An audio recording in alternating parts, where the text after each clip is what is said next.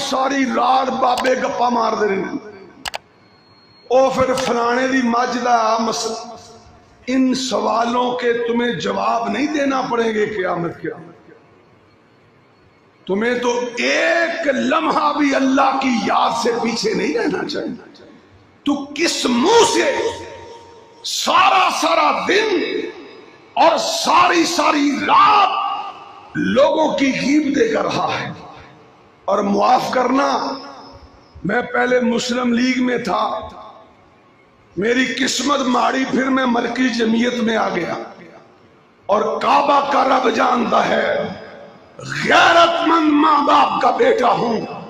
اس وقت اس قدر فتنہ ہے، میں محمد کے منبر پہ کھڑے ہو کر اعلان کر رہا ہوں، دو ٹوک بیان کر رہا ہوں کہ جتنی غیبتیں اور جتنا حسد ملا میں ہے کسی عام بندے میں ہو ہی نہیں سکتا ہے۔ بیڑا غرق ہوا ہے۔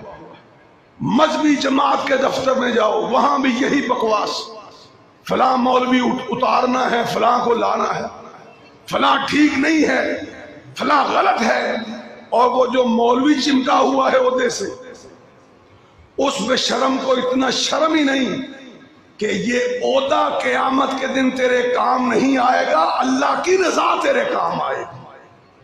نہیں ہٹ رہے تو میں تم دیہاتیوں کو ایک پینڈو اور دیہاتی ہونے کے ناطے یہ پیغام دینے آیا ہوں کہ اپنی زندگی کا ایک ایک لمحہ بڑا قیمتی ہے، اس کا احساس کرو، اس کی فکر کرو۔